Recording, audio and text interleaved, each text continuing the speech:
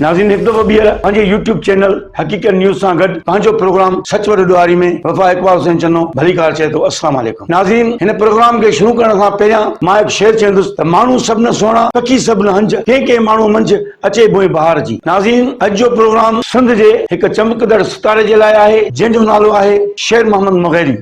और जैकबाबाद की समाजी शख्सियत का स्पेशल अफराद को मुआशी तौर पर खुद कफील बनाने के लिए अहसन इक़दाम। शेर मोहम्मद मुग़ैरी ज़िले जैकबाबाद में पैदा थियो। इब्तिदाई तालीम मैट्रिक ताईं जैकबाबाद में हासिल कई। जॾहिं 10 क्लास जा फाइनल इम्तिहान ही न थिया हुआ त अचानक उनजे वालिद साहब जो कार एक्सीडेंट थी पियो जंहिंमें उनजो वालिद साहब शहीद। शेर मोहम्मद मुग़ैरी जे वालिद साहब जी हिकु कंस्ट्रक्शन कंपनी हुई। हिन जे वालिद जी वफ़ात खां पोइ जॾहिं हिन इंटर पास कई उन खां बाद में कायदे आम यूनिवर्सिटी मां सिविल इंजीनियरिंग कई। सिविल इंजीनियरिंग जी डिग्री हासिल करण खां पोइ पंहिंजे वालिद जी कंस्ट्रक्शन कंपनी खे संभालियो ऐं पोइ शेर मोहम्मद मुग़ैरी पंहिंजे वालिद साहब जे नक्शे कदम ते हली पंहिंजे वालिद वांगुरु पिणु सोशल कम शुरू कया। शेर मोहम्मद मुग़ैरी जी हिकु तमामु सुठी आदत आहे शुरू खां वठी हू ग़रीबनि जो मिस्कीननि जो मेहनत कशनि जो हॾॾोखी ऐं हमदर्द रहियो। नाज़रीन हू नंढे लाइ खां वठी ग़रीबनि मिस्कीननि यतीमनि ऐं मेहनत कश बेरोज़गारनि ऐं मुस्तहक़ माण्हुनि जी मदद कंदो रहंदो आहे। ख़ासि करे कंहिं बि ग़रीब जी ख़बर पवंदी आहे त हिनखे हीअ बीमारी आहे या हीअ तकलीफ़ आहे हुनजी अहिड़े तरीक़े सां मदद कंदो आहे जो कंहिंखे ख़बर ई न पए। शेर मोहम्मद मुग़ैरी ख़ासि करे एॾनि कमनि खे पंहिंजी इबादत समझदो आहे। तंहिंजे करे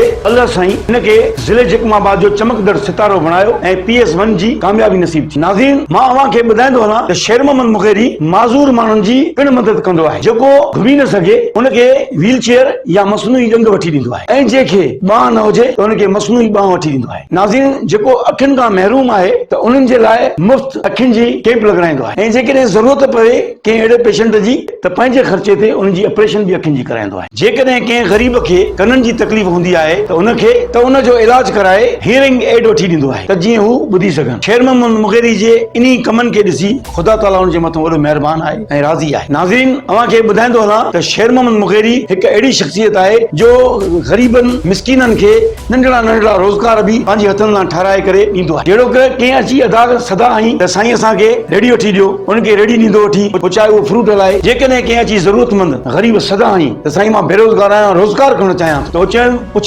पुछण खां पोइ चवंदो आहे त बेटा तव्हां कहिड़ो रोज़गार कंदो। पोइ चवंदो साईं मां रेडी हलाईंदुसि, को चवंदो फ्रूट कंदुसि, को चवंदो सब्जी हलाईंदुसि, को चवंदो साईं मूंखे मांडली खोले ॾे। त अहिड़े क़िस्म जूं मददां केतिरनि ई मुस्तहक़ ग़रीबनि जी मदद कंदो आहे। नाज़रीन मां तव्हांखे ॿुधाईंदो वञा त जॾहिं 2010 जो सैलाब आयो त उन वक़्तु माण्हुनि में हिकु अहिड़ो ख़ौफ़ हुयो जैकबाबाद शहर पूरो ॿुॾी वेंदो। शहर जा माण्हू पंहिंजा घर माल मिल्कियत छॾे ॿियनि शहरनि ॾे वञण लॻा त उन वक़्तु बि शेर मोहम्मद मुग़ैरी पंहिंजे बलबूते ते जैकबाबाद जे शहर में ऐं जैकबाबाद जे ॻोठनि में भरपूर नमूने सां ग़रीबनि जी मदद कई। जंहिं इंसान खे माली मदद जी ज़रूरत हुई उन सां माली मदद कई। जंहिं इंसान खे तहफ़ुज़ जी मदद जी ज़रूरत हुई उनजो तहफ़ुज़ कयो। जंहिं इंसान खे खाइण पीअण जी खाद खुराक जी ज़रूरत हुई उनजी खाद खुराक जी मदद कई। नाज़रीन आउं तव्हांखे ॿुधाईंदो वञा त जेसिताईं बि कंहिं इंसान खे ख़ौफ़ ख़ुदा आहे ऐं उहो सम्झे थो त ख़ुदा ताला साह जे नसनि खां नज़दीक आहे तेसीं ताईं क़यामत न ईंदी ऐं अहिड़ा इंसान सदियुनि में पैदा थींदा आहिनि। पंहिंजे लाइ हर को जीअंदो आहे जेको ॿियनि जे लाइ जीअण उनखे चइबो आहे। शेर मोहम्मद मुग़ैरी हमेशा ग़रीबनि जो मिस्कीननि जो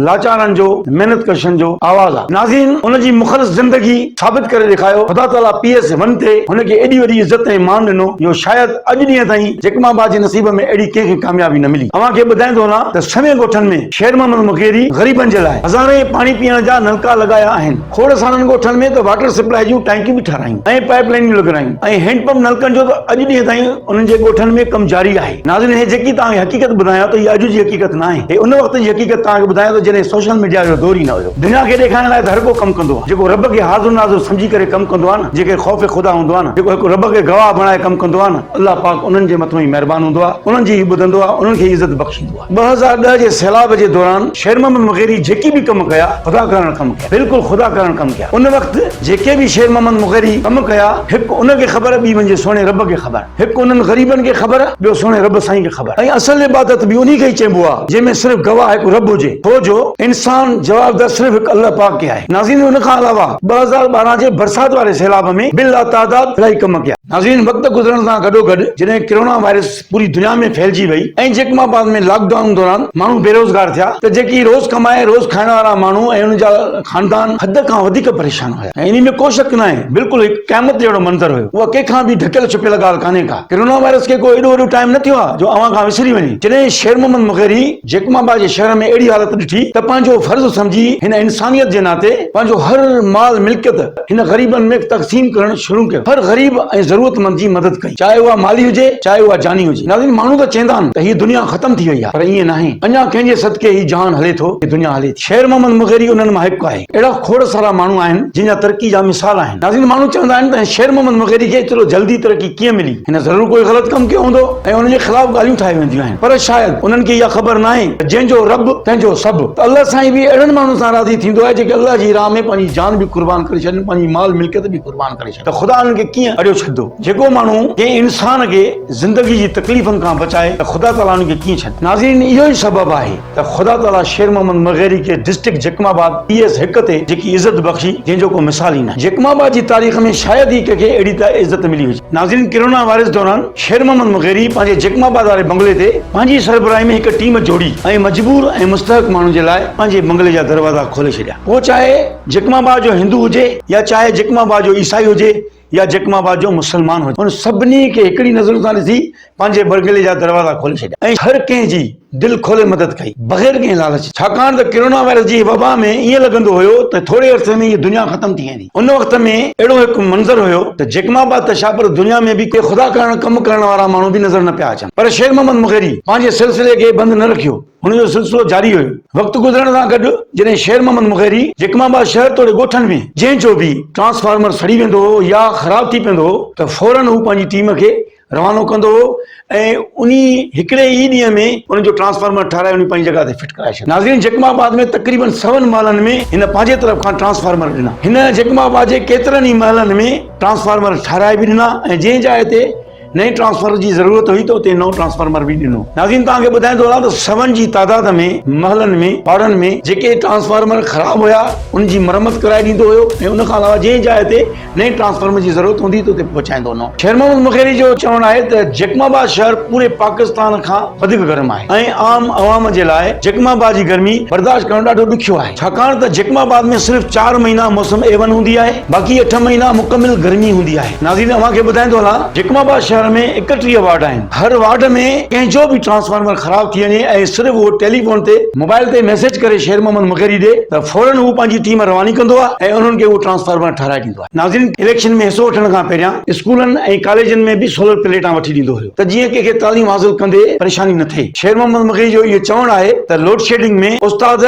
शागिर्दनि खे कीअं पढ़ाईंदा ऐं शागिर्द कीअं पढ़ंदा, उन्हनि जी इहा तकलीफ़ दूर करण जे लाइ सोलर प्लेटां हणाए ॾींदो हुयो। इन करे उन्हनि खे सोलर सिस्टम जी सहूलियत फराहम कंदो हुयो। नाज़रीन, तव्हांखे ॿुधाईंदो हलां त कोरोना वायरस खां बाद में जॾहिं ईद ते शेर मोहम्मद मुग़ेरी जैकमाबाद पंहिंजे शहर में आयो त शेर मोहम्मद मुग़ेरी उन अवाम खे ॾिसी उन हुजूम खे ॾिसी दंग रहिजी वियो। शेर मोहम्मद मुग़ेरी वटि हज़ारनि जे तादाद में ज़िले जैकमाबाद जी अवाम हुनजो शुक्रियो अदा करण आई ऐं उन सां गॾोगॾु दुआऊं ॾियण आया। ईद जे ॾींहुं शेर मोहम्मद मुग़ेरी वटि जेकी अवाम जी तादाद हुई एतिरी तादाद में ख़ल्क ऐं माण्हुनि जो हुजूम आयो हो त कंहिं बि एतिरो तादाद कंहिं बि जैकमाबाद जे MPA MLA ॾे या कंहिं मिनिस्टर जैकमाबाद जे दर ते न आयो जेतिरो शेर मोहम्मद मुग़ेरी जे दर ते अवाम आयो। नाज़रीन, उन खां पोइ 2022 जी बरसात जो सैलाब आयो ऐं उन दौरान बि शेर मोहम्मद मुग़ेरी ज़िले जैकमाबाद जी अवाम जे लाइ बहितरीन कम कया। जंहिं दौरान कोरोना वायरस में शेर मोहम्मद मुग़ेरी अवाम जा मसला हल कया ऐं उन जे कम आयो, अहिड़े ई तरीक़े सां 2022 जे बरसाती सैलाब में तमामु मदद कई। 2022 जे बरसाती सैलाब में ग़रीबनि ऐं मिस्कीननि जा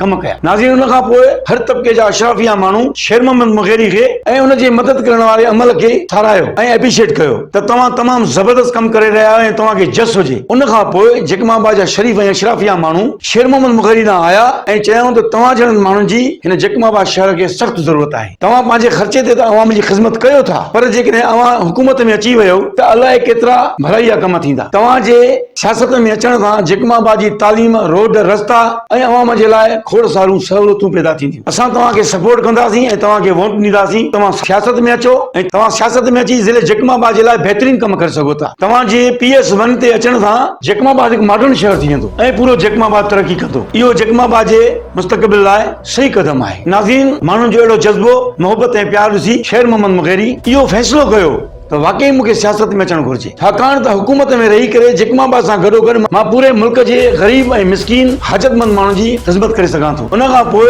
शेर मोहम्मद मुग़ैरी इलेक्शन में हिसो वरितो। नाज़रीन, इलेक्शन में हिसो वठण खां पहिरियां शेर मोहम्मद मुग़ैरी पाकिस्तान पीपल्स पार्टी जी क़यादत सां मिलियो, जंहिंमें हिन वक़्त जे प्रेसिडेंट आसिफ अली ज़रदारी साहब, बिलावल भुट्टो ज़रदारी साहब, अब्दी फरियाल टारपुर साहिबा ऐं मीर एजाज़ अली ख़ान जखरानी सां मुशावरत कई, छाकाणि त पाकिस्तान पीपल्स पार्टी सां शेर मोहम्मद मुग़ैरी जो नंढे लाइ खां वठी चाह हुयो ऐं मुसलसल हुननि जो ख़ानदान हर दौर में पाकिस्तान पीपल्स पार्टी जी सपोर्ट कंदो आयो। उन खां पोइ हिन जा सुठा कम ॾिसी करे पाकिस्तान पीपल्स पार्टी जी क़यादत शेर मोहम्मद मुग़ैरी खे PS1 जी टिकट ॾिनी ऐं जकमाबाद जी अवाम दिल जी गहराइनि सां हिननि खे मान ॾिनो ऐं शेर मोहम्मद मुग़ैरी खे साबित करे ॾिनो त असीं तुंहिंजा साथी आहियूं, तूं असांजो हॾ ॾोखी आहीं, असां तुंहिंजा साथी आहियूं। नाज़रीन, शेर मोहम्मद मुग़ैरी जन 48,385 वोट खया ऐं मुखालिफ़ धुर में अब्दुल्ला ख़ान 18,115 वोट खया। शेर मोहम्मद मुग़ैरी पहिरें दफ़े में 30,270 वोटनि जी लीड ॾिनी ऐं फतह हासिल कई। नाज़रीन, जकमाबाद जी अवाम जागी चुकी आहे, पंहिंजो हक़ वठण उन्हनि खे ईंदो आहे। नाज़रीन, शेर मोहम्मद मुग़ैरी जी कामयाबी खां बाद में ज़िले जकमाबाद में पाकिस्तान पीपल्स पार्टी तमामु सख़्त मज़बूत थी। नाज़रीन, अगर एॾी वॾी लीड जो तजियो वठूं असां, जेका 30,270 जी लीड आहे, इन मां इहो साफ़ ज़ाहिर थिए थो त शेर मोहम्मद मुग़ैरी जो पीपल्स पार्टी में अचण सां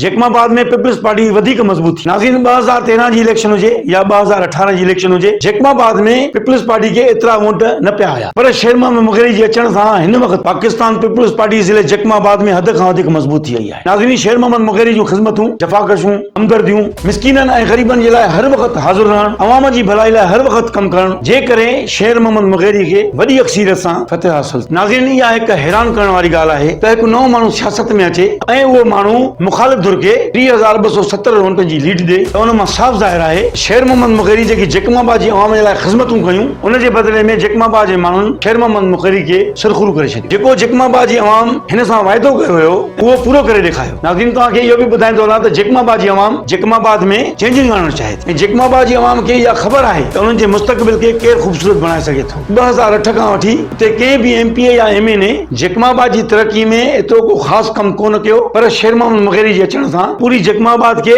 इहो एतबार आहे त हाणे जकमाबाद तरक़ी कंदो ऐं सिंध सूबे जो हिकु मॉडर्न शहर थींदो। नाज़रीन, इहो तव्हांखे ॿुधाईंदो वञा त अञा इलेक्शन खटण खे 2 महीना बि मुकमिल न थिया आहिनि। हिन वक़्त ताईं शेर मोहम्मद मुग़ैरी खे काई मिनिस्ट्री बि न मिली आहे, पर उन जे बावजूद बि जकमाबाद जे लाइ हिकु वॾी यूनिवर्सिटी जो प्रपोज़ल मंज़ूर कराए चुको आहे। चवंदा आहिनि त कंहिं बि शहर या मुल्क खे जल्द तरक़ी करणी आहे त उन खे तालीम ऐं इल्म जी रोशनीअ सां जल्दी तरक़ी मिलंदी आहे। शेर मोहम्मद मुग़ैरी जो इहो पहिरियों क़दम जकमाबाद जे शहर में हिकु यूनिवर्सिटी क़ाइमु थिए ऐं जकमाबाद खे तरक़ी याफ़्ता शहर बनाइण लाइ हीउ पहिरियों क़दम आहे। सलाम आहे शेर मोहम्मद मुग़ैरी जी सोच खे, जेको जकमाबाद जी नस्लनि खे बहितर बनाइण लाइ हिकु यूनिवर्सिटी जो प्रपोज़ल मंज़ूर कराए चुको आहे ऐं इंशाअल्लाह कुझु टाइम में इन जो कम भी तव्हां पंहिंजी अखियुनि सां ॾिसंदो। शेर मोहम्मद मुग़ैरी जो चवणु आहे त हू जकमाबाद जे हर पुराणे स्कूल में मरम्मत कराईंदो, वण लॻाराईंदो त जीअं स्कूल में अवाम दोस्त माहौल पैदा थिए ऐं शागिर्दनि खे हिकु सुठो एनवायरनमेंट मिले, सुठा बाथरूम हुजनि ऐं कलरफुल दीवारियूं हुजनि वग़ैरह वग़ैरह। नाज़रीन, जकमाबाद हिकु तारीख़ी शहर आहे। नाज़रीन, यूनिवर्सिटी जे प्रोफेसर खां अलावा शेर मोहम्मद मुग़ैरी